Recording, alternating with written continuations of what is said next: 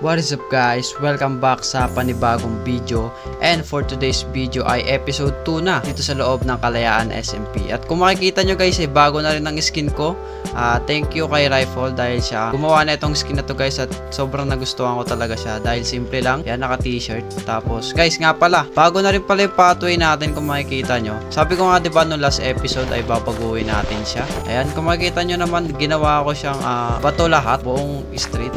Ay, street ba tawag dito? Pero ito yung pathway, nilagyan ko ng trapdoor, ng button. Kuya Kos. Uy. Hello? Hello. May beehive ka? May beehive ka? Hello? Nagulat ka naman. Saan ka? Ito. Sorry, Lods. May ano ka? Beehive? Beehive? Meron. Kaso isa Yes, lang yung sir. beehive ko eh. Are you willing to give it for me? Oo, sige. Walang problema. Ito. Akin na to, boss? Oo, sa'yo na yan. Sige na yan. Uy, meron pa dun, oh. Saan? Pwede akin din yun. Uy, baka kailangan mo. Sige, kunin mo na. Kung kailangan mo, kunin mo na. Okay, Sige, bye-bye. Bye-bye. Thank you, boss. Sige. Ito, pwede akin to? Alin. Oo, Pati sige. rin to? Sige, kunin mo na lahat ng nakikita mo dyan. Walang problema. Sige. Okay guys, balik na tayo sa ating asyenda. Okay, so ang gagawin natin ngayon guys ay magbe-build na tayo doon. Kung makikita nyo meron ng chest doon eh. Ayun, no? Kaya doon na yung karamihan ng gamit ko. Actually hindi pa siya kompleto pero may sapat naman na ako na gamit para makapagbuo ng bahay doon. So ito yung pathway, balik tayo. Meron na ako ditong nilagay. And ito, bala ko sana ay gawin ko tong ano. Gusto ko tong gawin yung fountain. Kaso wala pa akong maisip na ideya. Nga pala, guys, ito na yung ito, tignan nyo guys, meron akong ginawa ditong street lights. Makikita nyo naman, napakaganda, diba? Tapos ito, ito naman yung minagrade. Minagrade dito yan sa base ko eh. Siguro isang beses, tapos yung dalawa, nakuha ko sa ibang shop. Okay, so bali guys, nandito na tayo. Sisimulan ko na yung pagbibuild dito ng bahay. Wala kayong ideya kasi hindi ko mapapakita kung paano yun. Siguro, makikita nyo na lang yan sa timelapse. Papakita ako ganun. So, ito yung mga item na kailangan ko, yung resources na nakuha ko, yung mga nag-gather ko, ito yung spruce log, dark oak planks, at iba pa. Yung karamihan ito. Yung nakuha ko yan, malapit lang sa base ko. Actually, dito lang yan.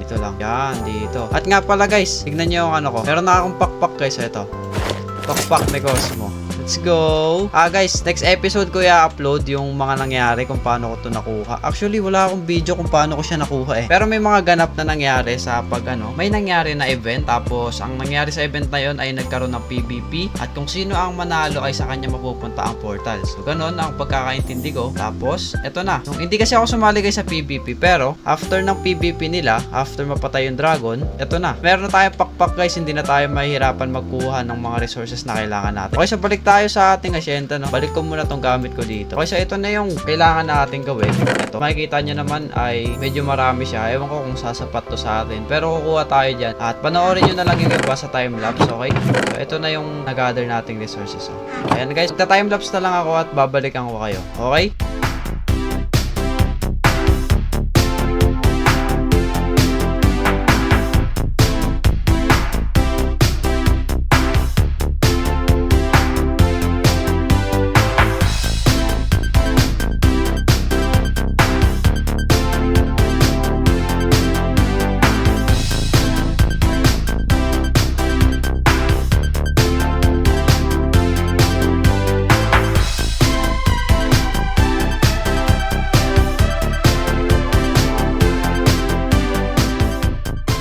Okay guys, so kung makikita nyo, tapos na. Ito na ang kinalabasan ng ating build. At kung mapapansin nyo ay simple lang. Pero sumakto siya sa kulay ng ating pathway. At dun sa first house natin ay malayo. Dahil ang ginamit ko dyang woods ay yung mga nandito. Ayan, birch tree. Kasi sa birch island tayo napunta or birch bio. So ito, ginather ko pa to simula dyan. O yan, kung nanonood kayo sa live ko, alam nyo nagtitinda ako dati ng puno. Kaya meron akong mga ganyan. And ito naman, sana ay naging maayos ang aking pagbibuild. Mapapansin nyo, simple lang naman siya guys, pero maganda yung kinalabasan niya. Makikita nyo, diba? Pwede na.